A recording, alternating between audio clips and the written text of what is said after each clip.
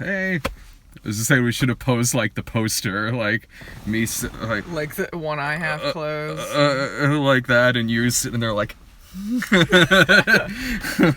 Alright, we just got out of The Disaster Artist, and I didn't see this in Springfield, which means we saw the whole movie. And on IMAX. So. Oh, on an IMAX? Yes. Seeing The Disaster Artist on an IMAX screen? Yeah. Best use of IMAX since the time I saw Paranormal Activity 2 on an IMAX screen. I don't know why, but I'm glad we did, because this is, I think, the first time since I was a kid going to an IMAX movie, and thank God it was this one. Yeah, we never get the IMAX for the movies you and I go see. No. Yeah, can I just say, this was surreal seeing a movie about people that aren't that far removed from us. Like, on Facebook, I've talked to Greg Sestero. Yeah. I'm not sure if you ever had any contact with him. So it's weird seeing it about people that maybe we don't know personally per se, but we're sure. It's not that far removed from our world. Because regardless if any of us have talked to anyone involved with the production of this movie, which quite a few of us have, regardless of that, everyone who does what we do for a living is very familiar with this movie. Oh, and yeah. I've never even reviewed it. You don't have to have reviewed this movie online to the room. You did some parody stuff, though, did didn't I? you? Oh, I want to say maybe you did. And you filmed something for one of my videos before, too. Oh, yeah, that's right. You put the wig on. That's right. Yeah, I did the impression in the video of yours, and I went to the basement to grab this wig. That thing stunk. Oh, man, that thing was musty as fuck. Jared and I did something. It was when, like, you and Doug got, like, your videos taken down or something like that, and, like, Jared and I did some kind of room reenactment. Or Yeah, I think that's what it was. I think. I don't know. It was probably called Brad and Jared Kill an Afternoon. I don't know. Seems like a lifetime ago. Anyway, this movie's not playing in Springfield yet. So we're out in Savoy watching this. So I don't know why this hasn't come to Springfield. I mean, it took no fucking time for Let There Be Light to fucking get there. Oh, that bullshit, but... Well, I mean, there's a slow rollout for this. Like, it had some limited release on the first, and then now it's getting a little bit wider. And is it rolling out to other theaters too? I think it's in 800 screens now. Okay. Granted, I guess I understand why a college town like Champaign would get this over Springfield. Like, I'm sure it's probably also playing in Bloomington. But for whatever reason, no, this hasn't come to Springfield. So, I like that I come here to see like a really, really great movie. And meanwhile, on the flip side of that is like, hey, Allison, can you come see fucking The Wildlife? I'm on my way. Oh, I'm halfway there right now. I was anticipating this phone call. But you went to see a good movie about a bad movie. Oh, that's true. Bad movies were still involved somewhere. I mean, it is very similar to Ed Wood in that it's a celebration of one of the worst filmmakers out there. So this was really interesting to me, and I really loved it. I thought it was great. So did I. I love this movie. Did you read the book? I didn't, and I was about to bring that up because you have read the book. So how was this comparatively speaking? It was less expansive, which is to be expected because it's a book. I would say if you liked this, read the book, because there's a lot of stuff they didn't go over that's really interesting that I know why they took it out, because it's, they just stuck mostly to things that revolved around the room and in particular their friendship. But they had things like Greg Sestero was in a movie called Retro Puppet Master. Yeah. And he went to film that, I want to say Bulgaria maybe, or Romania, I don't know. He went to another country to film it, and it was like in the middle of nowhere. I mean, this was like just stuck out where no one could find you, except Tommy Wiseau knew where to find him. He sent him a letter while he was there, and he had no idea how he found him, but he'd sent him a letter and just said, like, "May all your dreams come true." Yeah. Okay. And Tommy Wiseau apparently loved that performance so much. He made a commercial for his clothes that he was selling, which is part of where they think the money came from. So it goes into some other things about theories about his background and stuff. Okay. And he did this commercial so he could get a SAG card. Yeah. And he was just imitating Greg Sestero's performance in Retro Puppet Master. So there's things like that. And I felt like, too, because I know what happens in the book, when I read it anyway, I haven't reread it since, but I read it when it came out, it felt like everything moved faster because there's a lot of things that happen in between. Yeah. And you got to kind of go boom, boom, boom from this to this. So that's understandable. And I thought, granted, I haven't read the book, but I did think the movie flowed really, really well. Yeah. Like, if there was anything where in my head I was like, oh, I wonder what happened here, it was only because I've seen the movie quite a few times. So yeah, I mean, there was maybe a couple places where I was like, I wonder what kind of happened with this scene, but I expect that. I expect they're not going to get into a backstory on every single scene from this movie. Yeah, they didn't get into the replacement Peter. That surprised me. Yeah, because he was there and he's just like, I'm the psychologist, and if you didn't know the room, you would have no idea that was even a thing. Mm-hmm. Yeah, I almost wondered if I missed that when I went to the bathroom at one point. No, they never went into it. And there were some things too, like they reference, but there's a lot more to it in the book, which is really funny. You know, like he's writing the script and he goes like, "Oh, Johnny is American hero," and maybe Johnny Vampire. We'll see. There's a whole thing about how he brings that up. Like, he wanted to have a scene where they flew the car off the roof for no reason. They're like, yes. Why are you doing that? He's like, because maybe Johnny Vampire. What? No, it's because he just saw Christmas Evil and wants a similar ending. He saw the ending of Grease and he's like, I gotta do that. Yes. Because maybe they're vampire and Grease vampire. Some people were upset when they saw the teaser trailer. They were like, well, James Franco doesn't really sound like Tommy Wiseau. I thought he did. He is uncanny in this movie. He did a really good job.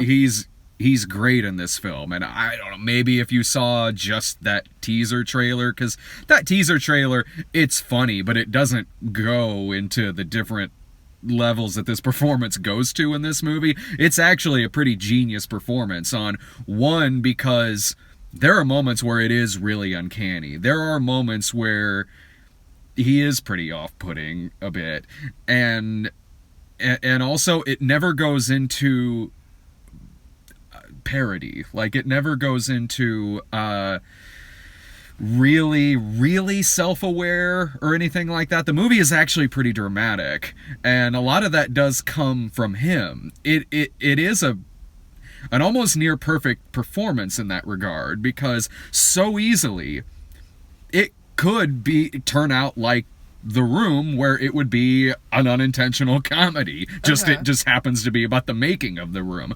But that doesn't happen with this movie. Like, it does feel like he is playing this guy, or that he is this guy. It does feel like that. And maybe part of what works in that regard, too, is that James Franco himself, maybe not on, like, the alien levels as Tommy Wiseau, but James Franco himself is a pretty eccentric guy.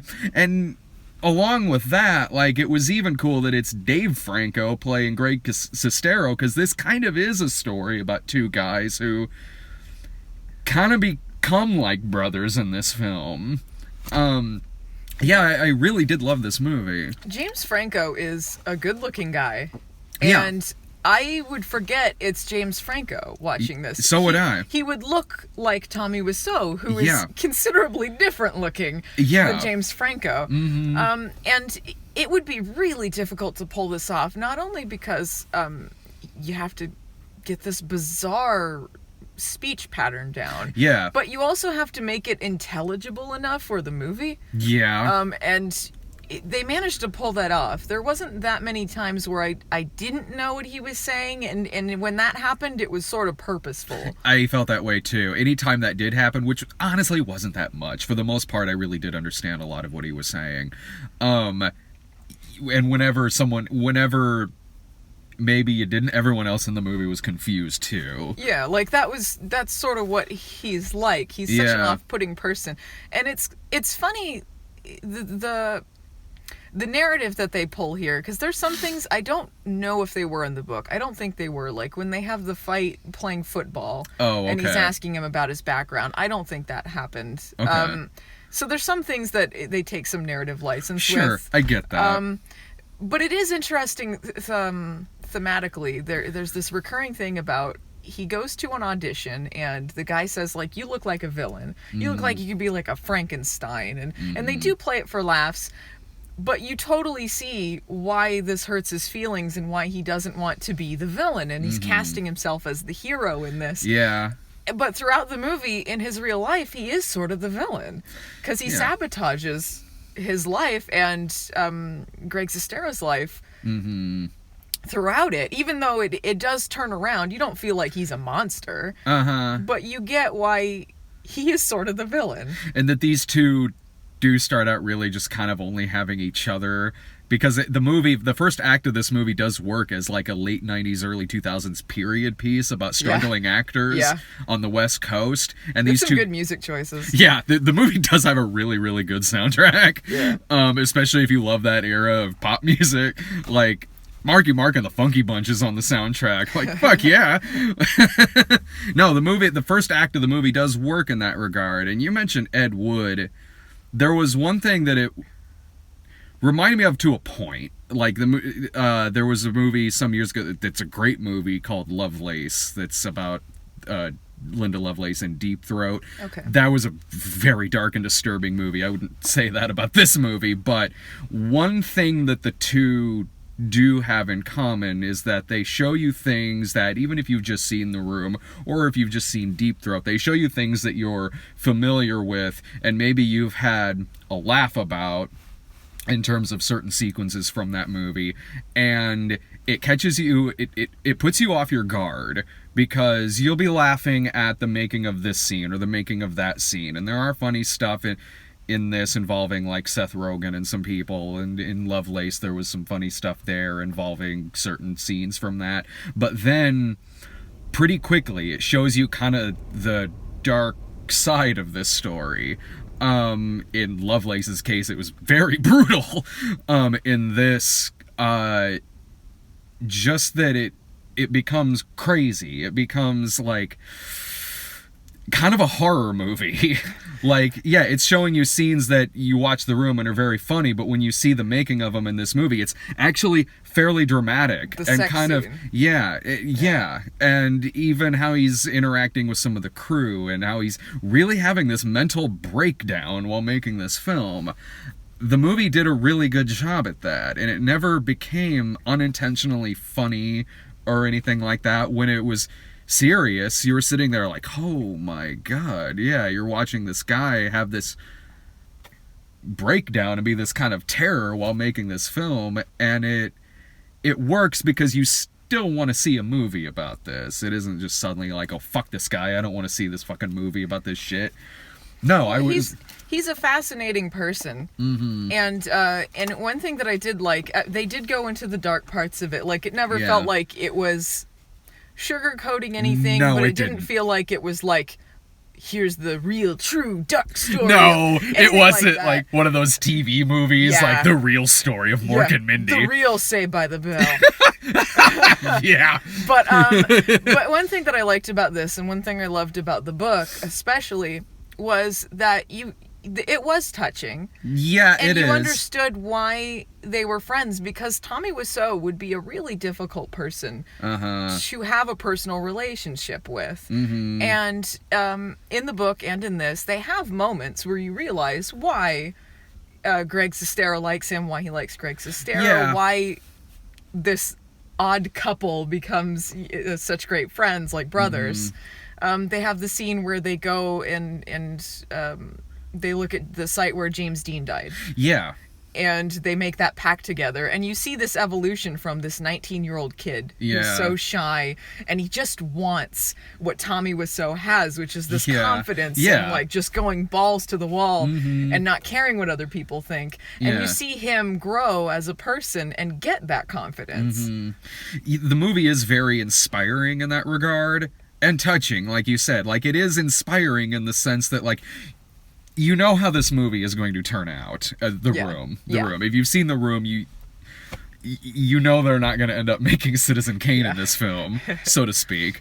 But when they do make this pact together, and when Tommy Wiseau does have this confidence and this drive, arrogance, yes, but of course he's writing and directing and starring in this movie. I've done that several times.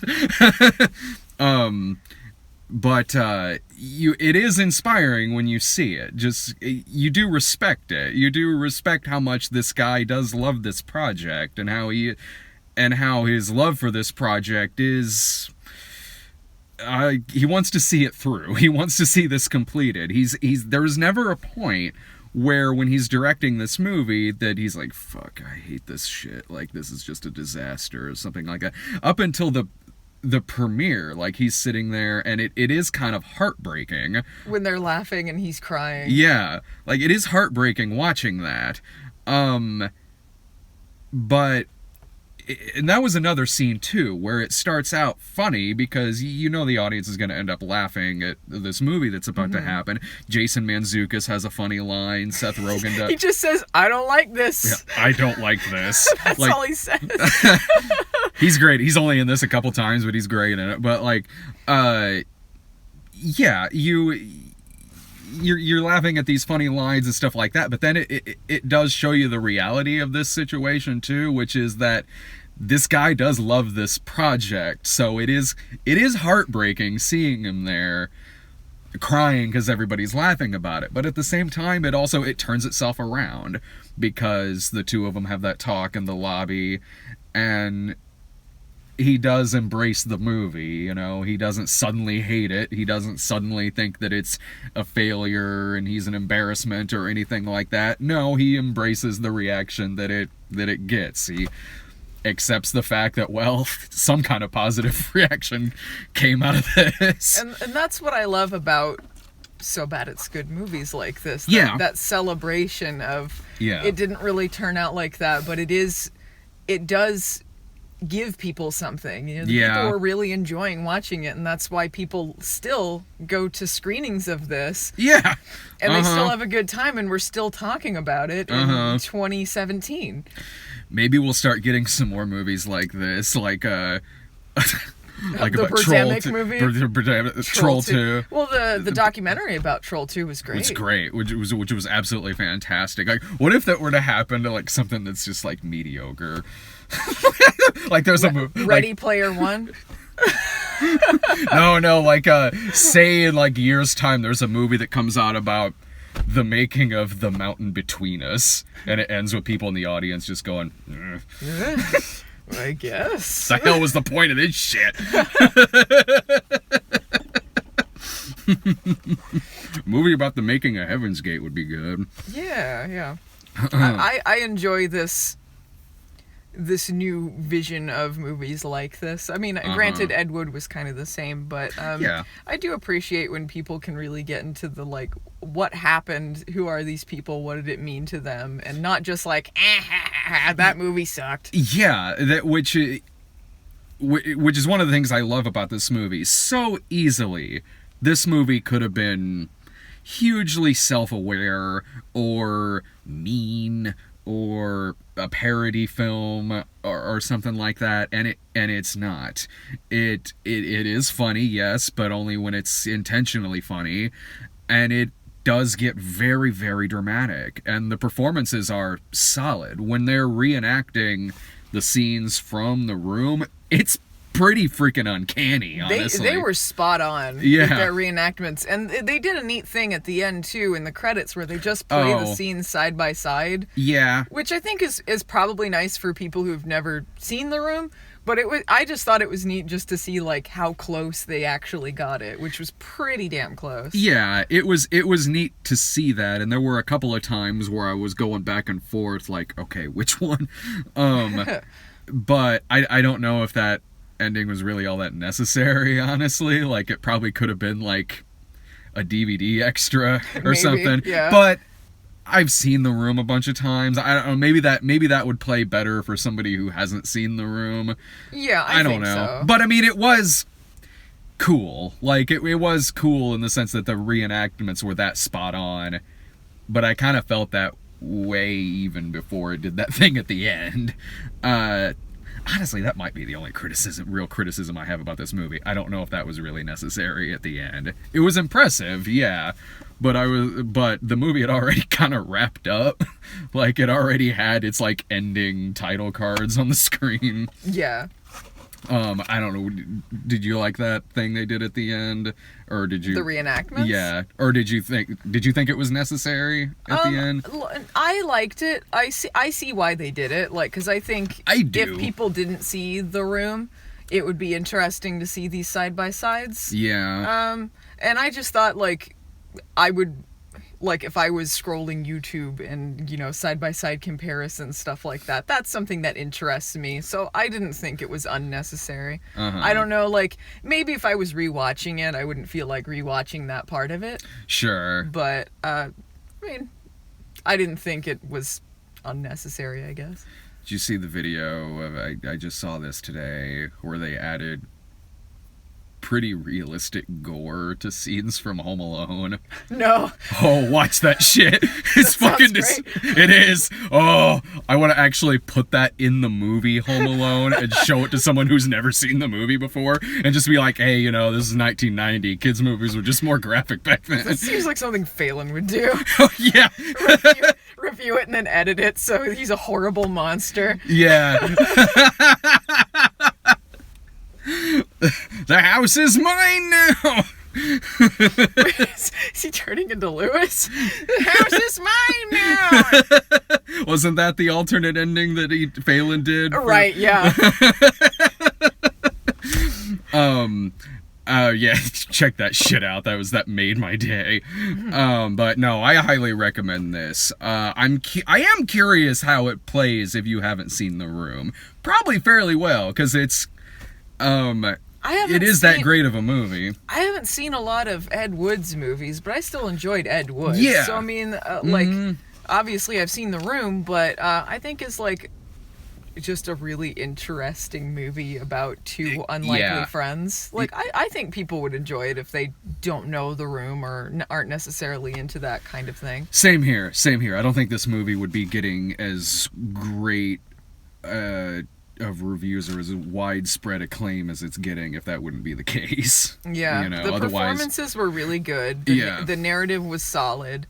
I don't think it took any unnecessary liberties with anything, at least from what I gathered in the book. Yeah, no, I mean, I haven't read the book, but there was nothing in this movie to me that felt forced. Like, even something that I'm sure was maybe put in for dramatic effect, fine, it still had like an arc to it. Like, I mean, the movie is kind of a weird romance between these two. It is. There was I thought they were going to put it in this, but they didn't.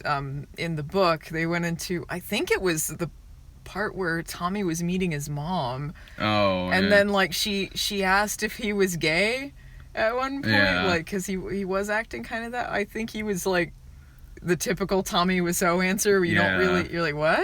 Well, she crazy. Megan Mullally plays the mom. She's really good, and there is a lot of cameos in this film. It seemed like Hollywood embraced this, and maybe that's what Tommy Wiseau really wanted. Yeah. You know? So he has been promoting this movie. Yeah, so it all worked out for him. Yeah, everything worked out fine. All right, tomorrow is Star Wars. I mean, we're seeing it at the regular theater, so I think tomorrow's Star Wars.